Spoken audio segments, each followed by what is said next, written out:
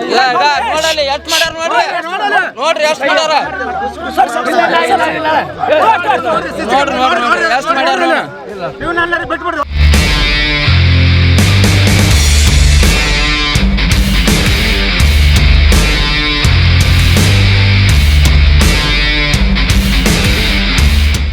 PKPSನ ಚುನಾವಣೆಯಲ್ಲಿ ಅನೇಕ ಅಕ್ರಮಗಳು ನಡೆದು ಅಕ್ರಮಗಳು ಅಂತಂದ್ರೆ ಅಕ್ರಮಗಳ ಸರಿಮಾಲೆನ ಚುನಾವಣೆ ಅಧಿಕಾರಿಯಾಗಿರುವಂಥ MS ಬೀಳ್ಗಿ ಮತ್ತು ಸಹಾಯಕ ಚುನಾವಣೆ ಅಧಿಕಾರಿಗಳಾಗಿರುವಂಥ ಶೀಲವಂತರವರು ಇಬ್ಬರು ಇಡೀ ಚುನಾವಣೆಯನ್ನು ರಾಜಕೀಯಗೊಳಿಸಿ ಮಾಡಿರ್ತಕ್ಕಂಥ ಆರೋಪ ಸತ್ಯಕ್ಕೆ ದೂರವಾದದ್ದು ಅಂತಕ್ಕಂಥ ಮಾತನ್ನು ಹೇಳಲಿಕ್ಕೆ ಬಯಸ್ತಾ ಇದ್ದಾರೆ. ನಿರಾಧಾರವಾಗಿರ್ತಕ್ಕಂತಹ ಆರೋಪವನ್ನು BJP ಮುಖಂಡರು ಮಾಡಿದ್ದಾರೆ. ಇದಕ್ಕೆ BJP ಮುಖಂಡರು ಆರೋಪ ಮಾಡ್ತಾ ಇದ್ದಾರೆ. ಇದರ ಹಿಂದೆ ಶಾಸಕರಿದ್ದಾರೆ, ಅಧಿಕಾರ ಐತಿ, ಅಧಿಕಾರವನ್ನು ದುರ್ಬಳಕೆ ಮಾಡ್ಕೊತೀರಿ, ಶಾಸಕರ ಕುಮ್ಮಕ್ಕಿನಿಂದ ಈ ಕೆಲಸವನ್ನು ಮಾಡಿದ್ದೀರಿ ಅಂತಕ್ಕಂಥ ಆರೋಪವನ್ನು ಮಾಡಿದ್ದಾರೆ.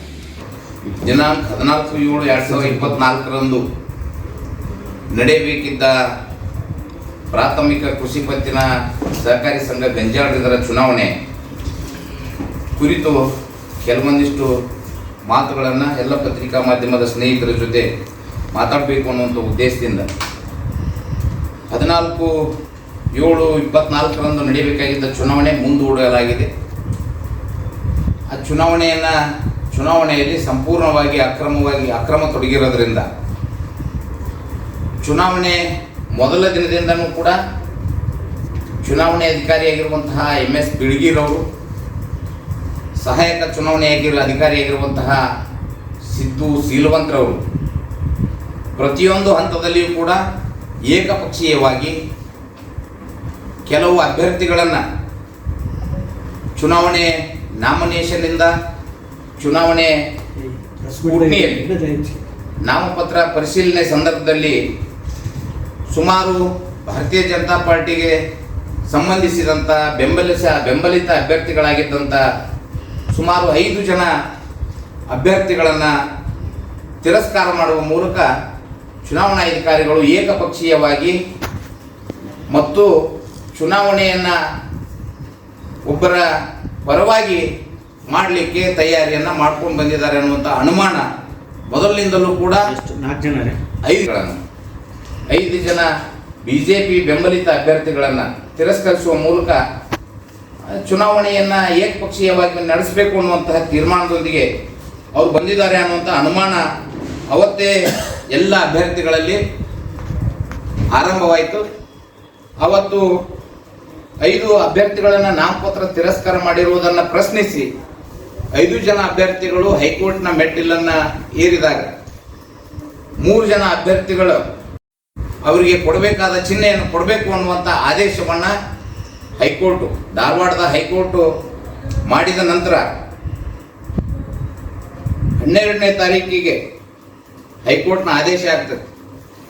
12ನೇ ತಾರೀಕಿಗೆ ಆದೇಶ ಆದ ತಕ್ಷಣ ನಮ್ಮ ಹೈಕೋರ್ಟಿನ ವಕೀಲರು ವಾಟ್ಸಪ್ ಮೂಲಕ ಜಿಲ್ಲಾ ಚುನಾವಣೆ ಅಧಿಕಾರಿಗಳಾಗಿರುವಂತಹ DRCS ಅವರಿಗೆ ಕೂಡ ಮತ್ತು PKPSನ ಚುನಾವಣೆ ಅಧಿಕಾರಿಯಾಗಿರುವಂತಹ MS ಬೀಳ್ಗಿ ಅವರಿಗೂ ಕೂಡ ವಾಟ್ಸಪ್ ಮೂಲಕ ಕೋರ್ಟ್ನ ಆದೇಶ ಪ್ರತಿಯನ್ನು ದಿನಾಂಕ 12ನೇ ತಾರೀಕಿಗೆ ತಲುಪಿಸಿರುತ್ತಾರೆ.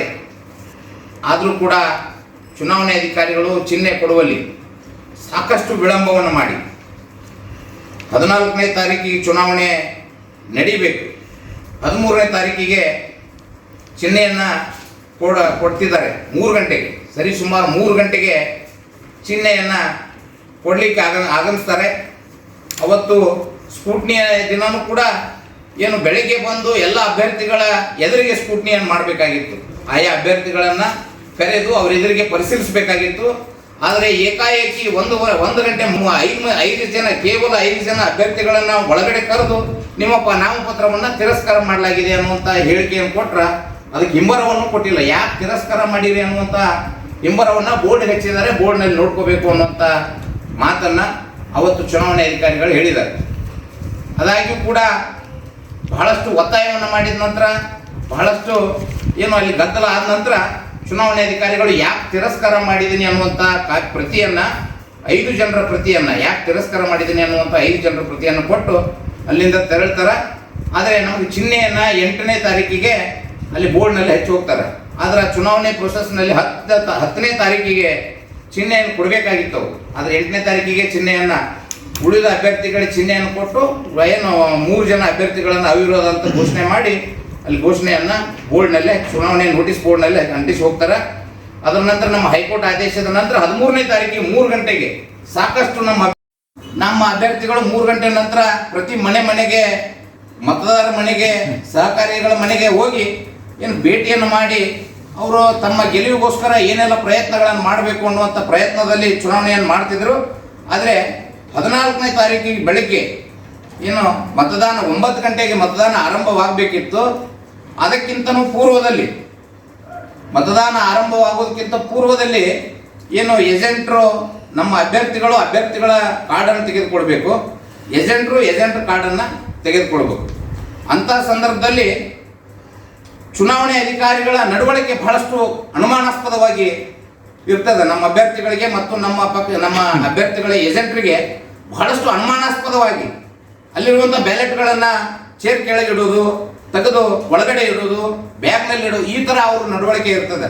ಆವಾಗ ನಮ್ಮ ಅಭ್ಯರ್ಥಿಗಳಿಗೆ ಇನ್ನು ಚುನಾವಣೆ ಪೂರ್ವದಲ್ಲೇ ಅಭ್ಯರ್ಥಿಗಳಿಗೆ ಸಂಶಯ ಬಂದು ಒಂದು ಬ್ಯಾಲೆಟ್ ಬುಕ್ಕನ್ನು ಪರಿಶೀಲನೆ ಮಾಡಿದಾಗ ಅದರಲ್ಲಿ ಸುಮಾರು 8 ಬ್ಯಾಲೆಟ್ಗಳು ಕಡಿಮೆ ಇರೋದು ಕಂಡು ಬರ್ತದೆ. ಸುಮಾರು 8 ಬ್ಯಾಲೆಟ್ ಏನು ಅವುಗಳನ್ನು ಏನು ಸದಸ್ಯರು ಸಹಿ ಮಾಡಿ ಬ್ಯಾಲೆಟ್ಗಳನ್ನು ಕಟ್ ಮಾಡಿ ತೆಗೆದುಕೊಳ್ಬೇಕಾಗಿತ್ತು. ಅದೇ ರೀತಿ ಸಹಿಯನ್ನು ಮಾಡಿ ಬ್ಯಾಲೆಟ್ಗಳನ್ನು ಕಟ್ ಮಾಡ್ಕೊಂಡಿರೋದು ಸುಮಾರು 8 ಬ್ಯಾಲೆಟ್ಗಳು ಕಟ್ ಆಗಿರೋದು ಕಂಡು ಬರುತ್ತೆ. ತದನಂತರ ಮತ್ತೊಂದು ರೂಮ್ನಲ್ಲಿ ಹೋಗಿ ಮತ್ತೊಂದು ಬ್ಯಾಲೆಟ್ ಬುಕ್ಕನ್ನು ತೆಗೆದುಕೊಂಡು ಚೆಕ್ ಮಾಡಿದಾಗ ಅದರಲ್ಲಿಯೂ ಕೂಡ 7 ಬ್ಯಾಲೆಟ್ಗಳು ಕಡಿಮೆ ಇರೋದು ಕಂಡು ಬರ್ತದೆ. ಇದಕ್ಕೆ ಸಂಶಯಗೊಂಡು ಅವಾಗ ಅಭ್ಯರ್ಥಿಗಳು ಮುಖಂಡರು ಅಲ್ಲಿ ಯಾಕೆ ಈ ರೀತಿ ಏನು ಬ್ಯಾಲೆಟ್ಗಳು ಕಡಿಮೆ ಇದ್ದಾವೆ, ಯಾಕೆ ಕಡಿಮೆ ಬರ್ತಿದ್ದಾವೆ ಎಲ್ಲವನ್ನು ಪರಿಶೀಲನೆ ಮಾಡಿದಾಗ ಅವು ಏನು ಹೊರಗಡೆ ಇದ್ದ ಬ್ಯಾಲೆಟ್ ಬುಕ್ಗಳನ್ನು ಪರಿಶೀಲನೆ ಮಾಡಿದಾಗ ಪ್ರತಿಯೊಂದು ಬುಕ್ದಲ್ಲಿ ಏನು ಬ್ಯಾಲೆಟ್ಗಳು ಕಡಿಮೆ, ಏನು 8 ಸೀರಿಯಲ್ 50 ಒಂದು ಬ್ಯಾಲೆಟ್ ಬುಕ್ ಇರ್ತದಲ್ಲ ಬಂಡಲ್ಲು, ಅದರಲ್ಲಿ ಯಾವ ರೀತಿ ತೆಗೆದಿದ್ದಾರೆ ಅಂದ್ರೆ 1, 2, 3, 4, 5 ಇರುತ್ತೆ, 6 ತೆಗೆಯೋದು ಮತ್ತು 7 ಇರೋದು, ಅದನ್ನು 6ನೇದು ಕಟ್ ಮಾಡ್ಕೊಂಡಿರೋದು. ಈ ಥರ ಅವರೇ ಏನು ಮತವನ್ನು ಹಾಕಿ ಕೆಲವು ಕಾಂಗ್ರೆಸ್ ಬೆಂಬಲಿತ ಅಭ್ಯರ್ಥಿಗಳ ಮತವನ್ನು ಹಾಕಿ ಮತಗಟ್ಟೆಗೆ ಹಾಕುವ ಉದ್ದೇಶದಿಂದ ಆ ಬ್ಯಾಲೆಟ್ಗಳನ್ನು ತಮ್ಮ ಬ್ಯಾಗ್ನಲ್ಲಿ ಚುನಾವಣೆ ಅಧಿಕಾರಿಗಳ ಬ್ಯಾಗ್ನಲ್ಲಿ ಇಟ್ಕೊಂಡಿರೋದು ನಮ್ಮೆಲ್ಲ ಅಭ್ಯರ್ಥಿಗಳಿಗೆ ಕಂಡು ಬಂದಿದ್ದರಿಂದ ನಾವೆಲ್ಲರೂ ಕೂಡ ಅವತ್ತು ಪ್ರತಿಭಟನೆಯನ್ನು ಮಾಡಿದ್ದೀವಿ. ಅವತ್ತು ಪ್ರತಿಭಟನೆಯನ್ನು ಮಾಡಿ ನಾವು ಒತ್ತಾಯವನ್ನು ಮಾಡಿದ್ದೀವಿ. ಅವತ್ತು ಜಿಲ್ಲಾ ಚುನಾವಣಾ ಅಧಿಕಾರಿಗಳು ಇಲ್ಲಿಗೆ ಪ್ರಕ್ರಿಯೆ ನಡೆದಂಥ ಸ್ಥಳಕ್ಕೆ ಬರಬೇಕು, ಅಲ್ಲಿವರೆಗೆ ಇಲ್ಲಿರುವಂತಹ ಯಾವುದೇ ಸಾಮಗ್ರಿಗಳನ್ನು ಇಲ್ಲಿಂದ ತೆಗೆದುಕೊಂಡು ಹೋಗಬಾರ್ದು ಅನ್ನುವಂಥ ಒತ್ತಾಯವನ್ನು ಮಾಡಿ ನಾವು ಜಿಲ್ಲಾ ಚುನಾವಣೆ ಅಧಿಕಾರಿಗಳಿಗೆ ಒತ್ತಾಯ ಮಾಡಿದ್ರೆ ಅವತ್ತು ನಮಗೆ ಪೊಲೀಸರು ಮನವೊಲಿಸುವ ಪ್ರಯತ್ನ ಮಾಡಿದರು. ಅದ್ರ ಜೊತೆಗೆ ನಾವು ಏನು ಇಲ್ಲ ಇವು ಬ್ಯಾಲೆಟ್ಗಳು ಕಳುವು ಮಾಡಿರುವಂತಹ ಏನು ಕಳ್ಳನ ಕೈಯಲ್ಲಿ ಇವನ್ನೆಲ್ಲ ಸಾಮಗ್ರಿಗಳನ್ನು ಕೊಟ್ಟರೆ ಅವು ಯಾವ ರೀತಿ ಸುರಕ್ಷಿತವಾಗಿರ್ತಾವ ಅನ್ನೋದನ್ನು ನಾವೆಲ್ಲ ಪ್ರಶ್ನೆ ಮಾಡಿದ್ವಿ. ಅವತ್ತು ಚುನಾವಣೆಗೆ ಸಂಪೂರ್ಣ ಜವಾಬ್ದಾರಿ ಅವ್ರದ್ದು. ಆದರೆ ಅವರೇ ಬ್ಯಾಲೆಟನ್ನು ಕಳುವು ಮಾಡಿದಂಥ ಸಂದರ್ಭದಲ್ಲಿ ಮತ್ತು ಅವ್ರ ಕೈಯಲ್ಲೇ ಎಲ್ಲ ಸಾಮಗ್ರಿಗಳನ್ನು ಕೊಟ್ಟು ಕಳಿಸೋದ್ರಿಂದ ಮತ್ತಷ್ಟು ಅಕ್ರಮ ಆಗೋ ನಡೆಯೋದ್ರೆ ಅದೆಲ್ಲ ತಪ್ಪುಗಳನ್ನು ಮುಚ್ಕೊಳ್ಳಿಕ್ಕೆ ಅವಕಾಶ ಆಗುತ್ತೆ ಅನ್ನೋಂಥ ಉದ್ದೇಶದಿಂದ ನಾವು ಒತ್ತಾಯ ಮತ್ತು ಅವರೆಲ್ಲ ಬೇರೆ ಬೇರೆ ಭಾಷೆಗಳನ್ನು ಬಳಸೋ ಪ್ರಯತ್ನ ಮಾಡಿದ್ರು. ಏನು ಜಿಲ್ಲಾ ಚುನಾವಣೆ ಅಧಿಕಾರಿಗಳಾಗಿರುವಂತಹ DRCS ಅವ್ರ ಕಚೇರಿಗೆ ಏನು ಪೊಲೀಸ್ ರಕ್ಷಣೆಯಲ್ಲಿ ಮತ್ತು ಅಭ್ಯರ್ಥಿಗಳ ಸಮ್ಮುಖದಲ್ಲಿ ಒಯ್ದು ನಾವು ಏನು DRCS ಕಚೇರಿಯಲ್ಲಿ ಇಟ್ಟು ಬರ್ತೀವಿ ಅನ್ನುವಂಥ ಏನು ಒಪ್ಪಿಗೆಯನ್ನು ಕೊಟ್ಟ ನಂತರ ನಾವೆಲ್ಲರೂ ಕೂಡ ನಮ್ಮ ಅಭ್ಯರ್ಥಿಗಳು, ಏಜೆಂಟ್ರು, ಅದ್ರ ಜೊತೆಗೆ ಸಾರ್ವಜನಿಕರು, ಸಹಕಾರಿಗಳು ಎಲ್ಲರೂ ಹೋಗಿ ಏನು DR ಕಚೇರಿಯಲ್ಲಿ ಅವೆಲ್ಲ ದಾಖಲೆಗಳನ್ನು ಏನು ಇಟ್ಟು ಬಂದಿದ್ದಾರೆ. ಆದರೆ ನಮ್ಮ ಒತ್ತಾಯ ಏನಿತ್ತು ಅವತ್ತೂ ಕೂಡ ಇದೇ ಸ್ಥಳಕ್ಕೆ DR ಅವ್ರು ಬರಬೇಕು, ಎಲ್ಲ ಅಭ್ಯರ್ಥಿಗಳ ಸಮ್ಮುಖದಲ್ಲಿ ಎಲ್ಲ ಬ್ಯಾಲೆಟ್ ಬುಕ್ಗಳ ಪರಿಶೀಲನೆ ಆಗಬೇಕು ಅನ್ನುವಂಥ ಒತ್ತಾಯ ಇತ್ತು ನಮ್ಮದು. ಆದರೆ ಆ ಒತ್ತಾಯನ ಏನು ಪೊಲೀಸ್ನವರು ಏನು ನಮ್ಮ ಮೇಲೆ ಒತ್ತಾಯ ಮಾಡಿ ಅವ್ರು ಕರ್ಕೊಂಡು ಹೋಗಿ ಪ್ರಯತ್ನ ಮಾಡಿದರು. ಕರ್ಕೊಂಡು DR ಅವ್ರ ಆಫೀಸ್ಗೆ ಹೋಗಿ ಅವನ್ನ ದಾಖಲೆಗಳನ್ನು ಇಟ್ಟಿದ್ದಾರೆ. ಆದರೆ ನಮ್ಮದು ಈಗ ಬೇಡಿಕೆ ಏನಪ್ಪ ಅಂತಂದ್ರೆ ಈ ಚುನಾವಣೆ ಈಗಾಗಲೇ ಅವ್ರು ತಪ್ಪಿತಸ್ಥರು ಅನ್ನುವಂಥದ್ದು ಸಾರ್ವಜನಿಕವಾಗಿ ಏನು ಪ್ರದರ್ಶನಗೊಂಡಿರೋದ್ರಿಂದ ಎಲ್ಲ ಬ್ಯಾಲೆಟ್ಗಳು ಹರಿದಿರೋದು ವಿಡಿಯೋಗಳು ಎಲ್ಲ ಮಾಧ್ಯಮಗಳಲ್ಲಿ ಬಂದಿರೋದ್ರಿಂದ ನಾನು ಜಿಲ್ಲಾ ಚುನಾವಣೆ ಅಧಿಕಾರಿಗಳನ್ನು ಒತ್ತಾಯ ಮಾಡ್ತೀನಿ. ಕೂಡಲೇ ಗಂಜಾಳ PKPSನ ಚುನಾವಣೆ ಅಧಿಕಾರಿ ಆಗಿರುವಂಥವ್ರನ್ನ, ಸಹಾಯಕ ಚುನಾವಣೆ ಅಧಿಕಾರಿ ಆಗಿರುವಂಥವ್ರನ್ನ ಕೂಡಲೇ ಅವ್ರ ಮೇಲೆ ಕ್ರಮ ಕೈಗೊಳ್ಬೇಕು, ಶಿಸ್ತು ಕ್ರಮ ಕೈಗೊಳ್ಬೇಕು. ಮುಂದಿನ ಎಲ್ಲ ಸಹಕಾರಿ ಸಂಘದ ಚುನಾವಣೆಗಳು ಪಾರದರ್ಶಕವಾಗಿ ಈ ಹುಣಗುಂದಿ ಇಳಕಲ್ ತಾಲೂಕಿನಲ್ಲಿ ನಡಿಬೇಕಂದ್ರೆ ಈಗ ಏನು ತಪ್ಪು ಮಾಡಿರುವಂತಹ ಚುನಾವಣೆ ಅಧಿಕಾರಿಗಳಿಗೆ ಕೂಡಲೇ ಶಿಕ್ಷೆ ಆಗಬೇಕು ಅನ್ನುವಂಥ ಒತ್ತಾಯವನ್ನ ನಾನು ಜಿಲ್ಲಾ ಚುನಾವಣೆ ಅಧಿಕಾರಿಗಳಿಗೆ ಮತ್ತು ಜಿಲ್ಲಾಧಿಕಾರಿಗಳಿಗೆ ನಾನು ಮಾಡ್ತಾ ಇದ್ದೀನಿ. ಒಬ್ರು 2 ನಾಮಪತ್ರ ಸಲ್ಲಿಸಿದ್ರು, ಒಬ್ರು ಡಬಲ್ ನಾಮಪತ್ರ ಸಲ್ಲಿಸಿದ್ರು. ಚಿಹ್ನೆ ಕೊಡೋದು 10ನೇ ತಾರೀಕು. ಹೌದು, 8ನೇ ತಾರೀಕಿಗೆ ಏನು ಸ್ಕೂಟ್ನಿ ಮಾಡಿದ್ರಲ್ಲ, ಸ್ಕೂಟ್ನಿ ಮಾಡಿ 5 ಜನ ಅಭ್ಯರ್ಥಿಗಳನ್ನ ಒಬ್ಬೊಬ್ಬರನ್ನ ಒಳಗೆ ಕರೆದು ಒಬ್ಬೊಬ್ಬ ಅಭ್ಯರ್ಥಿಗಳನ್ನ ಚುನಾವಣೆ ವೇಳಾಪಟ್ಟಿ ಪ್ರಕಾರ ಏನಿರ್ತದೆ 10ನೇ ತಾರೀಕಿಗೆ ಚಿಹ್ನೆ ಕೊಡ್ಬೇಕಾಗಿ, ಚಿಹ್ನೆ ಕೊಡಬೇಕಾಗಿ ಚುನಾವಣೆ ವೇಳಾಪಟ್ಟಿ ಪ್ರಕಾರ 10ನೇ ತಾರೀಕಿಗೆ ಚಿಹ್ನೆ ಕೊಡ್ಬೇಕಾಗಿ. 8ನೇ ತಾರೀಕಿಗೆ ಅವು ಗೋಳಿ ಹೆಚ್ಚು ಹೋಗ್ಬಿಟ್ಟಾರ. ಅದು ಗೋಲ್ಡ್ ಹಚ್ಚಿದ ಡೇಟ್ ಐತೆ ಐತಲ್ರಿ, ವಿಡಿಯೋ ಐತಿ.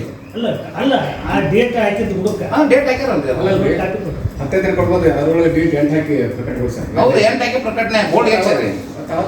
ಬೋರ್ಡ್ ಹಚ್ಚಿದಾಗ ಈಗ ಸದಸ್ಯರ ಕೈಗೂ ಕೂಡ ನೋಟಿಸ್ ಕೊಟ್ಟಿರ್ಬೋದು. ಕೊಟ್ಟಿಲ್ರಿ ಅದನ್ನ, ಯಾರಿಗೆ ಕೊಡ್ರಿ ಅಂತಂದ್ರು ಕೊಟ್ಟಿಲ್ಲ, ಹಿಂಬರ ಕೊಟ್ಟಿಲ್ಲ ಅವ್ರು. ಇಲ್ಲ, ನಾವು ಬೋರ್ಡ್ ಹಚ್ತೀನಿ, ಬೋರ್ಡ್ ಹೆಚ್ಚಿದ ತಗೋಬೇಕು ನೀವು ಅಂತ ಹೇಳಿದ್ರು. ಭಾಳ ಒತ್ತಾಯ ಮಾಡಿದ ನಂತರ ಅದನ್ನ ಸಾಯಂಕಾಲ ಕೊಟ್ರು. ಅದನ್ನು ಯಾಕೆ ತಿರಸ್ಕಾರ ಮಾಡಿದ್ನಿ ಅನ್ನೋದು 5 ಅಭ್ಯರ್ಥಿಗಳನ್ನ ಈ ಒಂದರಲ್ಲೇ ಏನು ಬೋರ್ಡ್ ಹೆಚ್ಚಿದ್ರಲ್ಲ ಅದನ್ನ ಕೊಟ್ರು ನಮ್ಗೆ. ಪಾಯಿಂಟ್ಸ್ ಅದ್ರ ಮುಂದೆ ರೀಸನ್ ಬರ್ದಾರ.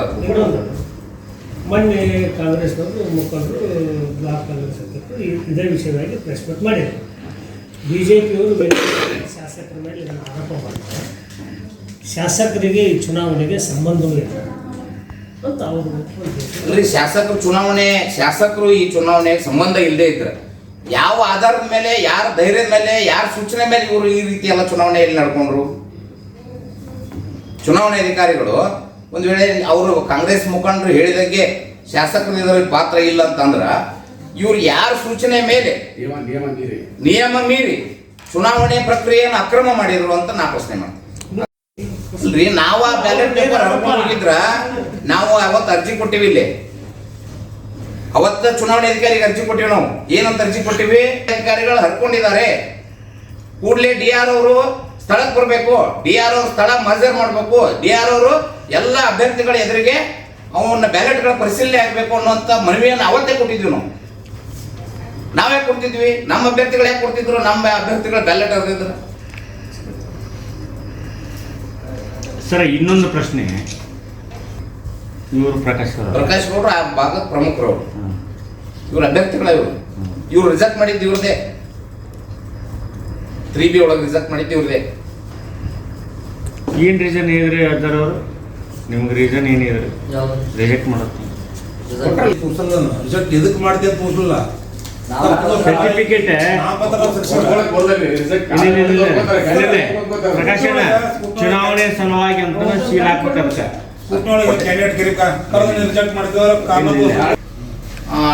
ಅಂತ ಹೇಳಿದ್ರು. ನಾವು ಅರ್ಜಿ ಏನು ಕೊಟ್ಟಿವಿ, DR ಅನ್ನು ಕರೆಸಿ ಪರಿಶೀಲನೆ ಮಾಡಿ ಈ ಬ್ಯಾಲೆಟ್ಗಳನ್ನ ಪ್ರಕ್ರಿಯೆಯನ್ನು ಚುನಾವಣೆ ಮುಂದುವರಿಲಿ ಅಂತ ಹೇಳಿದ್ರು.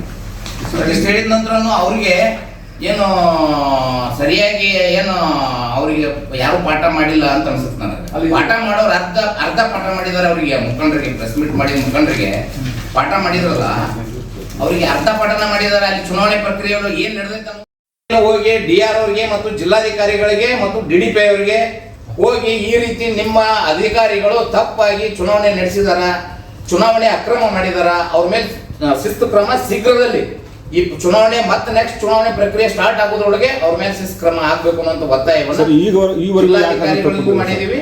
ಈವರೆಗೂ ಯಾಕೆ ತಗೊಂಡಿಲ್ಲ ಕ್ರಮ? ಅವ್ರ ಸರ್ ಮೇಲೆ ಅವ್ರು ಹೇಳ್ಬೇಕಾದ್ರೆ ಜಿಲ್ಲಾ ಚುನಾವಣೆ ಅಧಿಕಾರಿಗಳು ಹೇಳ್ಬೇಕಾದ್ರೆ ಯಾಕೆ ಕ್ರಮ ಕೈಗೊಂಡಿಲ್ಲ ಪ್ರಶ್ನೆ ಮಾಡಿದೀವಿ. ತುರ್ತಾಗಿ ಚುನಾವಣೆ ಚುನಾವಣಾಧಿಕಾರಿಗೆ ಎಂತ ಪವರ್ ಇರ್ತದೆ? ಚುನಾವಣೆ ಮುಂದೂಡಿ ಅವ್ರೆ ಮ್ಯಾಜಿಸ್ಟ್ರೇಟ್ ರೀ ಅವರು, ಚುನಾವಣಾಧಿಕಾರಿ ಮ್ಯಾಜಿಸ್ಟ್ರೇಟ್ ಇದ್ದಂಗಲ್ಲ, ಇಂಥ ತಪ್ಪು ಮಾಡ್ಬೋದು ಅನ್ನೋ